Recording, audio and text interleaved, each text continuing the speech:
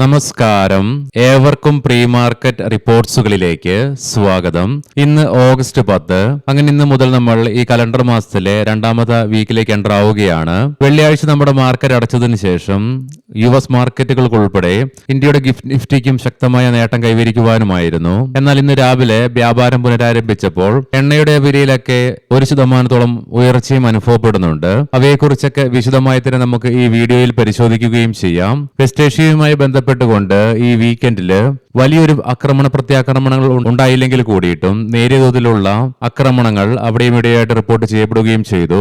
എന്നാൽ ഇന്ന് വെളുപ്പിനോടുകൂടി പുതുതായിട്ട് വരുന്ന റിപ്പോർട്ടുകൾ പ്രകാരം US president Donald Trump nuclear deal ഇല്ലെങ്കിൽ കൂടിയിട്ടും ഹോർമൂസ് റീഓപ്പൺ ആക്കുകയാണെങ്കിൽ യുദ്ധം നിർത്താൻ താൻ സന്നദ്ധനാണെന്നുള്ള പ്രഖ്യാപനം നടത്തിയതായിട്ടുള്ള റിപ്പോർട്ട്സ് ആണ് പല മാധ്യമങ്ങളും റിപ്പോർട്ട് ചെയ്തുകൊണ്ടിരിക്കുന്നതും. എന്നാൽ ട്രംപിന്റെ ഈ ഒരു പ്രഖ്യാപനത്തിന് മറുപടിയായിട്ട് ഇറാന്റെ ഭാഗത്ത് നിന്നും ഇതുവരെയും യാതൊരു വിധത്തിലുള്ള പ്രതികരണം വന്നിട്ടില്ല താനും. അതിനാൽ തന്നെ ട്രംപിന്റെ ഈ പ്രഖ്യാപനത്തെ തുടർന്ന് ഇറാന്റെ ഭാഗത്ത് നിന്ന് വരുന്ന മറുപടിക്കായിട്ട് ലോകം കാത്തിരിക്കുന്നുമുണ്ട്. എന്നാൽ അതേസമയം തന്നെ US നിന്നും CNN റിപ്പോർട്ട് ചെയ്യുന്നുണ്ട്.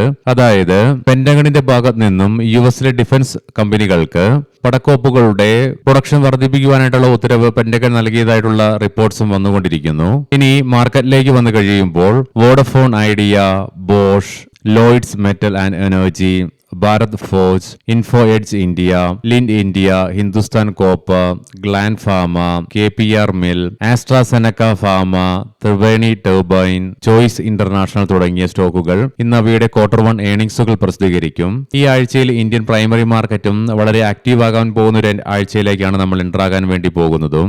7,700 കോടി രൂപ മൂല്യം വരുന്ന 9 IPOസിന്റെ സബ്സ്ക്രിപ്ഷൻ ഈ ആഴ്ച ഓപ്പൺ ആകുമ്പോൾ അതേസമയം 8 IPOs ലിസ്റ്റിംഗിനായിട്ടും ഈ ആഴ്ചയിൽ ഇന്ത്യൻ പ്രൈമറി മാർക്കറ്റിൽ ലൈനപ്പ് ചെയ്തിട്ടുമുണ്ട്. ഇനി ഇന്നത്തെ നമ്മുടെ മാർക്കറ്റിലേക്ക് സ്പെസിഫിക് ആയിട്ട് വന്നു കഴിയുമ്പോൾ അനലിസ്റ്റുകളുടെയും എക്സ്പേർട്ടുകളുടെയൊക്കെ അഭിപ്രായങ്ങൾ പ്രകാരം അപ്പർ സൈഡിലേക്ക് 24,700 തുടർന്ന് 24,800 എന്ന ലെവലും ഡൗൺ സൈഡിലേക്ക് 24,400 എന്ന കഴിഞ്ഞ 2 ആഴ്ചകളിലെ വീക്കിലി ലോയും കൂടാതെ തുടർന്ന് 24,300 എന്ന ലെവലും ഡൗൺ സൈഡിലേക്ക് ബ്രേക്ക് ചെയ്യാത്തോടത്തോളം ഇന്നും നിഫ്റ്റിയിൽ കൺസോളിഡേഷനുള്ള സാധ്യതകളാണ് അനലിസ്റ്റുകളും എക്സ്പേർട്ടുകളും വെച്ച് പുലർത്തുന്നത്.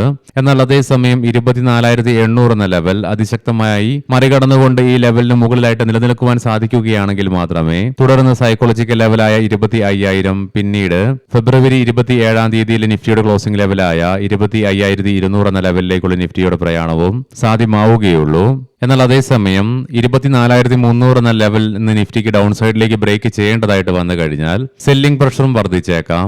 പ്രത്യേകം ശ്രദ്ധിക്കുക, ഇത് ട്രേഡ് റെക്കമെൻഡേഷൻ അല്ല, അനലിസ്റ്റുകളുടെയും എക്സ്പേർട്ടുകളുടെയൊക്കെ അഭിപ്രായങ്ങൾ മാത്രമാണ്. എഡ്യൂക്കേഷൻ പേർപ്പസിന് വേണ്ടിയിട്ടാണ് ഈ ലെവലുകൾ വിശദീകരിക്കുകയും ചെയ്തത്. ഇന്ന് ഇന്ത്യയിൽ നിന്നോ അല്ലെങ്കിൽ ഗ്ലോബലിയോ പ്രധാനപ്പെട്ട ഇവന്റുകൾ ഒന്നും തന്നെ ഇല്ല. 3 രൂപ പെർ ഷെയർ നിലയിൽ വെസ്റ്റ് കോസ്റ്റ് പേപ്പർ മിൽസ് ലിമിറ്റഡിന്റെയും 60 പൈസ പെർ ഷെയർ നിലയിൽ ജിയോ ഫിനാൻഷ്യൽ 14 രൂപ പെർ ഷെയർ നിലയിൽ ഇൻഡസ് ടവേഴ്സ് ലിമിറ്റഡിന്റെയും റൈറ്റ്സ് ലിമിറ്റഡിന്റെ 1 രൂപ 40 പൈസ പെർ ഷെയർ നിലയിലും PTC ഇന്ത്യ ലിമിറ്റഡിന്റെ 23 രൂപ പെർ ഷെയർ നിലയിലും മജസ്റ്റിക് ഓട്ടോ ലിമിറ്റഡിന്റെ 25 രൂപ പെർ ഷെയർ നിലയിലുമുള്ള തുടങ്ങി 15ഓളം സ്റ്റോക്കുകളുടെ ഡിവിഡന്റിന്റെ എക്സ് ഡേറ്റ് ആണിന്ന്.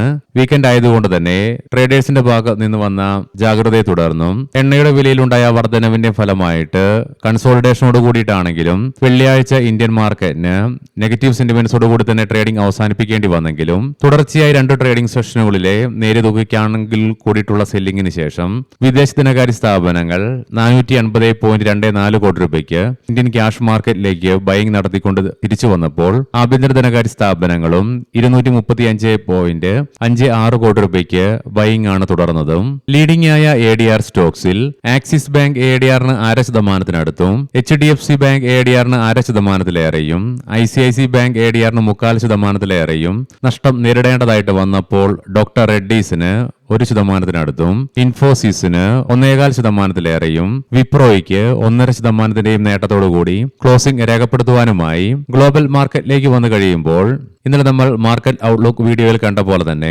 ജൂലൈ മാസത്തെ നോൺ ഫാം പേറോൾസിൽ അപ്രതീക്ഷിതമായ ഇടിവ് രേഖപ്പെടുത്തിയതിനെ തുടർന്ന് അത് വരാനിരിക്കുന്ന സെപ്റ്റംബർ മാസത്തിലെ ഫെഡ് മോണിറ്ററി പോളിസിയിൽ ഇൻട്രസ്റ്റ് റേറ്റ് ഹൈക്കിനുള്ള സാധ്യതകൾ കുറച്ചതിനാൽ തന്നെ യുഎസ് മാർക്കറ്റിൽ വെള്ളിയാഴ്ച ശക്തമായ നേട്ടം കൈവരിക്കുവാനുമായി ഇതിനെ തുടർന്ന് S&P 500 ഫ്രഷ് റെക്കോർഡ് ഹൈകൾ ക്രിയേറ്റ് ചെയ്തുകൊണ്ട് ട്രേഡിംഗ് അവസാനിപ്പിക്കുവാനായപ്പോൾ നാസ്ഡാക്കിന് 1.3% നേട്ടവും കൈവരിക്കുവാനായി. തുടർന്ന് രണ്ടാഴ്ചകൾക്ക് മുന്നേ യുഎസ് മാർക്കറ്റുകൾ അവയുടെ 2 മാസത്തെ ഏറ്റവും താഴ്ന്ന നിലയിൽ എത്തിച്ചേർന്നെങ്കിൽ അവസാന 2 ആഴ്ചകൾ കൊണ്ട് ശക്തമായ നേട്ടം കൈവരിച്ചുകൊണ്ട് വീണ്ടും അവയുടെ 2 മാസത്തെ ഏറ്റവും ഉയർന്ന നിലയിലായിട്ട് ട്രേഡിംഗ് അവസാനിപ്പിച്ച് നിലകൊള്ളുവാനുമായി. കൂടാതെ യുഎസിലെ 10-year ട്രഷറി yields 4.64% ഇടിവും രേഖപ്പെടുത്തി.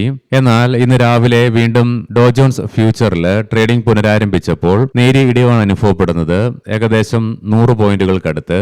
3 യൂറോപ്യൻ മാർക്കറ്റ്സിനും നേട്ടത്തോടുകൂടി തന്നെ ട്രേഡിംഗ് അവസാനിപ്പിക്കുവാനുമായി. UK മാർക്കറ്റിന് 0.25%, ഫ്രാൻസ് മാർക്കറ്റിന് 0.25%, ജർമ്മൻ മാർക്കറ്റിന് 0.25% നേട്ടം കൈവരിക്കുവാനും സാധിച്ചു. നിലവിലെ ഗിഫ്റ്റ് നിഫ്റ്റിയുടെ ഇൻഡിക്കേഷൻ പ്രകാരം ഗ്യാപ്പ് അപ്പ് ഓപ്പണിംഗ് ആണ് ഇന്ന് നമ്മുടെ മാർക്കറ്റിൽ എക്സ്പെക്ട് ചെയ്യുവാനായിട്ട് സാധിക്കുക. ഏഷ്യൻ മാർക്കറ്റ്സിൽ ജപ്പാൻ മാർക്കറ്റ് 1.32%, കൊറിയൻ മാർക്കറ്റ് 1% നേട്ടത്തോടു കൂടിയിട്ടാണ് ട്രേഡിംഗ് ആരംഭിച്ചിട്ടുള്ളത്. കൊമോഡിറ്റിയിലേക്ക് വരുമ്പോൾ അതേസമയം ഈ വീക്കെൻഡോടുകൂടി ഹോർമോസിന്റെ റീഓപ്പണിംഗുമായി ബന്ധപ്പെട്ടുകൊണ്ടുള്ള കാര്യങ്ങൾക്ക് തീരുമാനം പോസിറ്റീവായിട്ട് തന്നെ ആകുമെന്നുള്ള പ്രതീക്ഷ യുഎസ് പ്രസിഡന്റ് ഡൊണാൾഡ് ട്രംപ് നൽകിയെങ്കിലും അത് നടപ്പിലാകാത്തതിനെ തുടർന്ന് ഇന്ന് രാവിലെ വ്യാപാരം പുനരാരംഭിച്ചപ്പോൾ എണ്ണയുടെ വിലയിൽ 1% ഉയർച്ചയാണ് അനുഭവപ്പെടുന്നത്. ബ്രന്റ് ക്രൂഡിന്റെ വിലയിൽ 1.06%, ക്രൂഡ് ഓയിലിന്റെ വിലയിൽ 0.83% ഉയർച്ച അനുഭവപ്പെടുന്നുണ്ട്. ബ്രന്റ് ക്രൂഡിന്റെ വില $84.36 ക്രൂഡ് ഓയിലിന്റെ വില $78.74 പെർ ബാരൽ എന്ന നിലയിലുമായിട്ടാണ് ട്രേഡിംഗ് നടന്നുകൊണ്ടിരിക്കുന്നത്. അതേസമയം ഗോൾഡിന്റെ വിലയിൽ നേരിയ ഇടിവ് അനുഭവപ്പെടുന്നുണ്ട്, ഏകദേശം $8.5 $4,335.08 പെർ ഔൺസ് എന്ന നിലയിലായിട്ടാണ് ഗോൾഡിൽ നിലവിൽ ട്രേഡിംഗ് നടന്നുകൊണ്ടിരിക്കുന്നതും. ഇനി നമുക്ക് നിഫ്റ്റിയുടെ ടെക്നിക്കൽസുകൾ പരിശോധിക്കാം. വെള്ളിയാഴ്ച നേരിടേണ്ടി വന്ന നേരിയ ഇടിവിന്റെ ഫലമായിട്ട് നിഫ്റ്റിയുടെ PCRലും നേരിയ ഇടിവ് രേഖപ്പെടുത്തി 0.73 എന്ന നിലയിലായിട്ടാണ് നിലകൊള്ളുന്നതും. അതേസമയം മാക്സ് പെയിൻ 24,600 എന്ന ലെവലിലുമായിട്ട് നിലകൊള്ളുന്നു. വീക്കിലി ഓപ്ഷൻസ് ഡാറ്റ പ്രകാരം 24,600 എന്ന സ്ട്രൈക്കിലാണ് കോൾ സൈഡിലേക്ക് ഏറ്റവും കൂടുതൽ ഓപ്പൺ ഇൻട്രസ്റ്റ് കാണുവാനായിട്ട് സാധിക്കുക. അതേ സ്ട്രൈക്കിൽ തന്നെയാണ് ഏറ്റവും കൂടുതൽ കോൾ റൈറ്റിംഗും നിലവിൽ കാണുക. പുട്ട് സൈഡിലേക്കും 24,600 എന്ന സ്ട്രൈക്കിലാണ് ഏറ്റവും കൂടുതൽ ഓപ്പൺ ഇൻട്രസ്റ്റ് കാണുവാൻ സാധിക്കുന്നതെങ്കിലും 24,500 എന്ന സൈക്കോളജിക്കൽ ലെവലിലാണ് ഏറ്റവും കൂടുതൽ പുട്ട് റൈറ്റിംഗ് നിലവിൽ കാണുക. ഇനി നമുക്ക് ഇന്നത്തെ പ്രധാനപ്പെട്ട സ്റ്റോക്കിംഗ് ന്യൂസുകൾ പരിശോധിക്കാം. മുൻകൂട്ടി ഓർമ്മിപ്പിച്ചുകൊള്ളട്ടെ, ഇത് ഒരു ബൈ ഓർ സെൽ റെക്കമെൻഡേഷൻ അല്ല.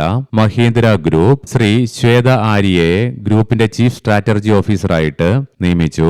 റിലയൻസ് ഇൻഫ്രാസ്ട്രക്ചർ 187 കോടി രൂപയുടെ NHAI ടോൾ റോഡ് തട്ടിപ്പ് കേസിൽ അനിൽ അംബാനിയുടെ നേതൃത്വത്തിലുള്ള റിലയൻസ് ഇൻഫ്രയ്ക്കെതിരെ ED കുറ്റപത്രം ചുമത്തി. FMCG സ്റ്റോക്സ് ഉൽപാദന ചെലവ് ഉയർന്ന നിലയിൽ തുടരുന്ന സാഹചര്യത്തിലും ശക്തമായ ഡിമാൻഡ് നിലനിൽക്കുന്നതിനാലും ബ്രിട്ടാനിയ, ഹിന്ദുസ്ഥാൻ യൂണിലിവർ, ദാബ തുടങ്ങിയ കമ്പനികൾ അവയുടെ ഉൽപ്പന്നങ്ങളുടെ വില വീണ്ടും വർദ്ധിപ്പിക്കുവാൻ പദ്ധതിയിടുന്നു എന്നുള്ള റിപ്പോർട്ട്സ് വരുന്നുണ്ട്. കിർലോസ്കർ ഓയിൽ എഞ്ചിൻസ് 2026 അവസാനിക്കുന്ന സാമ്പത്തിക വർഷത്തേക്ക് ഫൈനൽ ഡിവിഡന്റ് ആയിട്ട് 4 രൂപ പെർ ഷെയർ എന്ന നിലയിലും ഇൻട്രീം ഡിവിഡന്റ് ആയിട്ട് 2 രൂപ പെർ ഷെയർ എന്ന നിലയിലും മൊത്തത്തില് 7 രൂപയുടെ ഡിവിഡന്റ് നൽകുവാനുള്ള അനുമതി കമ്പനിയുടെ ബോർഡ് നൽകി. ടൈറ്റാൻ പറയാൻ പോകുന്ന റിസൾട്ടുകളൊക്കെ ക്വാർട്ടർ 1 ഇയർ ഓൺ ഇയർ ബേസിസിലാണ്.